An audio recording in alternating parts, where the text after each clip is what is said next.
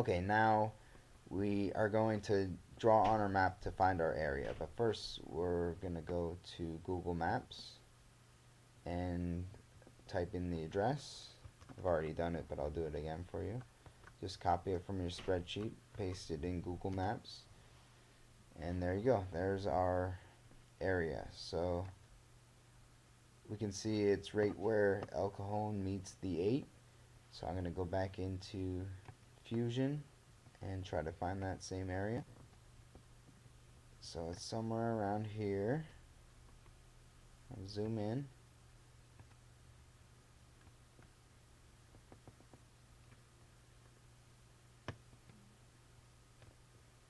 And it's right here, right above Ohio Place. I can check my map, see, or it's right below Ohio Place. So it's somewhere right in here. Now we're gonna draw our map area. So you come over here to the drawing tool and you click on that. It's the pencil in the menu area.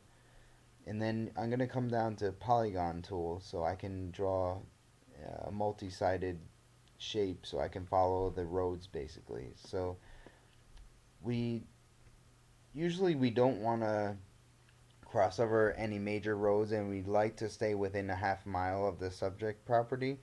So that's what I'm going to do. El Cajon's a pretty big road, so I'm just going to trace that. I'm going to start right above where our subject is, and I'm going to trace it for about a half mile to the left. So I'm going to follow the road and click where it turns so I can change my shape and stay on the road. So you can see right here below the cursor it says distance.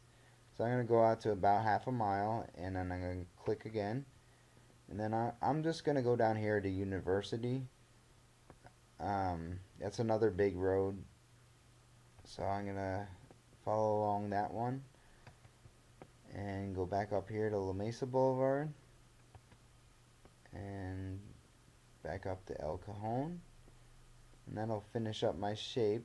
But now what I do to set the shape is, instead of coming over here and making another dot, I just click on the last dot or any of these dots, and it'll set the shape.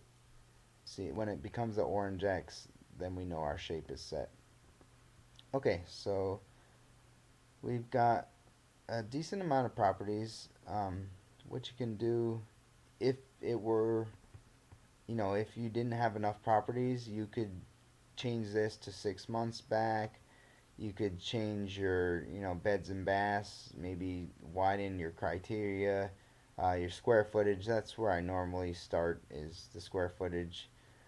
But this is, it's 5 properties, but let's, some of them might be REO or something. So let's go 6 months back and see how many we get. Okay, that's a bunch of properties. Okay, so let's go look at the details of those properties. So we click on the results tab, and I'm going to select all, and then I'm going to go in and quickly look at the details of all the properties. I'm looking to weed out all the short sales and REOs and other funny things that would maybe bring down the value, because we want to find what a traditional sale is, and hopefully it's in pretty good shape. The house we're looking at was in decent shape, so I'm going to try to find other houses that are in decent shape. And you can see what I'm looking for is mostly um, in the sales restrictions. This NK is not known or none known, so I'm going to want to choose properties that are probably, no sales restrictions. So far I haven't seen any. This one, the price is much lower, so I know something's up, and it's an REO. So we're going to uncheck that box for that property. So we're not going to count that in our comparables. This one, it says call agent, and the price seems to be a little lower than most of the ones in the area. Um, Call agent can mean they're trying to hide a short sale, or there may be something funky wrong with it. So I'm going to uncheck that one just because I'm not sure, and we have enough properties that we can get a good value. This one looks good. An unknown. So most of these look pretty good. And we're also, it's a good idea to look at the market time and the active market time. We're gonna want ones that sold fast. So 46 isn't bad. It's a little high for what we want, but that's pretty normal. Under 60 is normal. This one's a little lower, but you know, not bad. This is all fixed up, so this is what our house could be if it were, you know, upgraded.